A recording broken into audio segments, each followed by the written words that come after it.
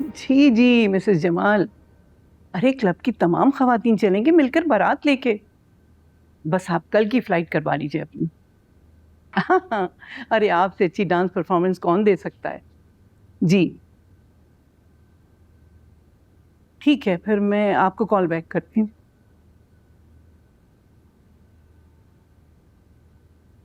ये क्या है जीरक, कल शादी है तुम्हारी और आज ये तुम्हारे साथ कैसे?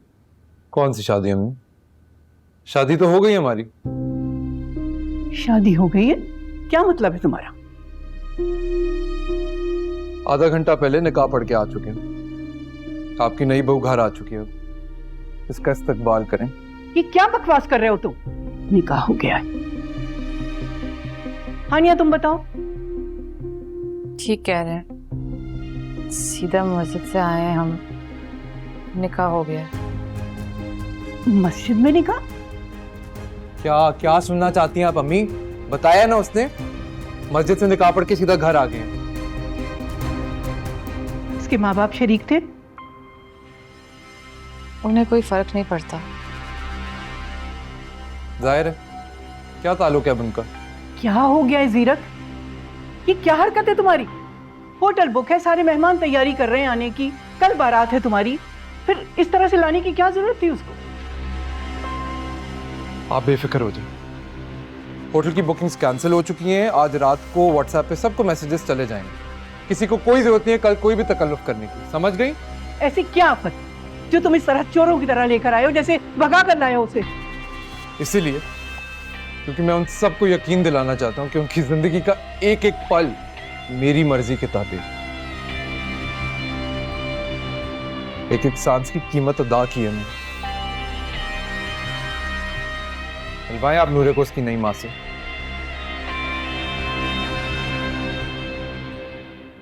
हानिया,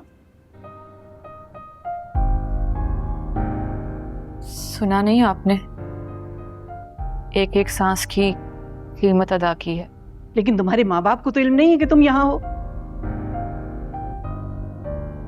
बेचने वाले को क्या फर्क पड़ता है, ये खरीदार उसका माल लेकर कहाँ जाता है? लेकिन मुझे फर्क पड़ता है। हमारी सोसाइटी में बहुएं इस तरह नहीं आती, माँ बाप की दहलीज से इज्जत के साथ रुखसत होकर आती, और सैकड़ों लोगों के साथ। मैं ब्याह ही नहीं गई, खरीद ही गई हूँ। फिर अपनी औकात भी कभी मत भूलना, समझी तुम? फिर ये भी हुक्म सादिर कर दें कि कहाँ जाना है? ड्यूटी पर। ऊपर है नूरे, जाओ उसके पास, समझी?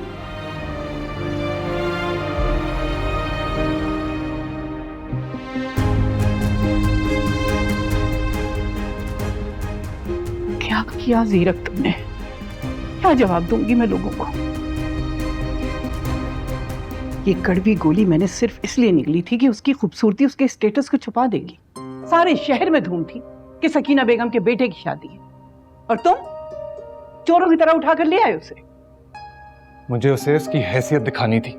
It was a challenge। अम्मी, मैं शादी से पहले ना उसके किसी मामलात में दखल अंदाजी कर सकता था और ना अपनी बात मनवा सकता था, और अब देखें कैसे सर झुका के खड़ी है। उसके अंदर की नफरत जो है ना, उसकी जबान और उसके लहजे में साफ नजर आ रही है। तुम्हारी भूल है कि तुमने उसको गुलाम बना लिया या उस पर काबू पा लिया है। अच्छी तरह यकीन है उसे कि उसकी हैसियत एक गुलाम से बढ़ के नहीं है। तुम सुनते कब हो मेरी? जो तुम्हारा दिल चाहा वही किया तुमने। तुम्हें क्या जरूरत थी सबको इत्तला करने की कि होटल की बुकिंग कैंसिल हो गई या शादी की तकरीबात मनसूख हो? अम्मी, मैंने जो किया सही किया, उसकी हैसियत के मुताबिक किया। प्लीज आप अपना फोन स्विच ऑफ करें और जाएं देखिए उसे। प्लीज जाइए अम्मी, गो।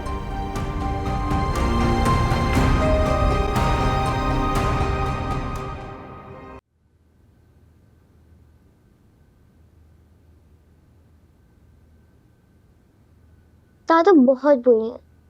दादू आपके लिए बहुत बुरा कह रही थी नौकरों के सामने। कोई बात नहीं नूरे, लेकिन इस तरह किसी की शिकायत नहीं करते। दादू पता नहीं आपको ऐसे क्यों समझती हैं। मुझे कोई फर्क नहीं पड़ता नूरे। पापा कह रहे थे कि कल हम आपके घर आएंगे आपको लेने के लिए हमेशा हमेशा के लिए, पर आप मुझे छोड़कर कभी नहीं जाएंगी। लेकिन मैं तो आपके पास हमेशा हमेशा के लिए आ चुकी हूँ। सचमुच? मगर पापा तो कहे थे कि आप दुल्हन बनकर आएंगी मेरे घर।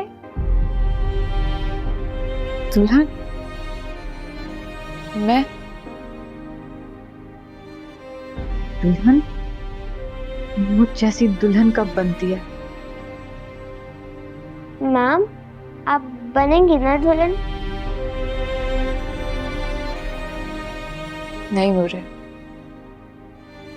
मैं दुल्हन नहीं बन के आऊंगी। पर अब ना तुम मुझे मैम मत कहा करो। मुझे अम्मी, अम्मा या माँ कहकर बुला।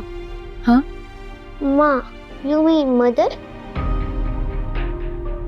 यस, क्योंकि मैं तुम्हारी माँ ही हूँ, सिर्फ तुम्हारी माँ, और किसी की कुछ भी नहीं। माँ? मेरी बच्ची।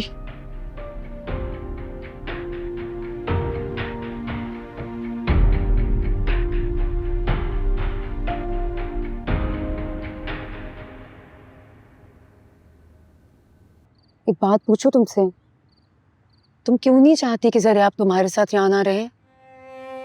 तुम बहुत अच्छी हो, मैं तुम्हें बहुत संदिल समझती थी। बहुत अच्छी माँ साबित हुई हो तुम। मगर मैं उसकी माँ तो नहीं हूं ना। हो सकता है कुछ अरसे के बाद मैं उसे बर्दाश्त ना कर सकूं, अपनी और फैसल के दरमियान उसे दीवार समझने लगूं। फिर हाँ, ये हो सकता है। जब मैं माँ होकर अपने बेटे के लिए कुर्बानी नहीं दे सकी तो तुमसे कैसे एक्सपेक्ट कर सकती हूँ? तुम्हारे बारे में मेरे सारे ख्यालात गलत साबित हुए। देखो, अगर तुम्हें ऐसा लगता है कि मुझे तुम्हारे बेटे से मोहब्बत हो गई है या मेरे दिल में उसके लिए ममता जाग उठी है, तो ऐसा नहीं है। सच पूछो तो मुझे जरा आप में अपना बचपन नजर आता है। मैंने भी अपने माँ बाप को ना तुम्हारे और फैसल के रूप में बर्दाश्त किया है। बहुत अजियत भरा बचपन गुजारा मैंने भी। कितनी गलती मानती हूँ, मैंने कभी अपनी ज़बान को लगाम नहीं दिया, कभी भी अपने बेटे की खातिर समझौता करने का नहीं सोचा। खुद भी हार गई, अपने बेटे को भी हार दिया। हारा तो फैसल भी है। अच्छा खैर, वो जो लड़की उसको काफी अरसे से पढ़ा रही थी, मुझे नहीं लगता वो मुझे फोन करेगी। तुम्हें कुछ तो पता होगा कि वो कहाँ रहती है, उसका नया घर किधर है, या वो और किन किन को पढ़ाती थी। कुछ तो पता होगा ना। एक लड़की का पता है, लेकिन उसका नंबर और एड्रेस नहीं है मेरे पास। जिस शख्स के साथ थी तो बहुत ही बदतमीज मगरूर किस्म का इंसान था। शायद ज़िरक नाम था उसका। बस वो एक बार उसे लेने के लिए यहाँ आया था, लेकिन निम्मी ये नहीं पता वो आया कहाँ से था। जब तक जरा आप हानिया को नहीं मिलेगा ना, उसे सुकून नहीं आएगा। तुम मदद करो उसकी, तुम माँ हो, तुम उसे बेहतर समझा सकती हो, उसे अपने पास रखो तुम। नहीं निम्मी, मैं ये नहीं कर सकती। वो उसे अपने पास कैसे रखूं? मेरे भाई मुझे यूके बुला रहे हैं। वहां जाने के बाद मैं पूरी कोशिश करूं कि उसे अपने पास बुला लूं, अगर फैसल ने इजाजत दी तो। हाँ, ये तो अच्छा हो जाएगा अगर जरा आप इस माहौल से निकल जाए तो। मैं तुम्हारे लिए खाना लगाती हूँ। नहीं, खाना इसकी जरूरत नहीं। प्लीज निम्मी, मुझे अच्छा लगेगा। अच्छा ठीक है, मैं लगाती हूँ।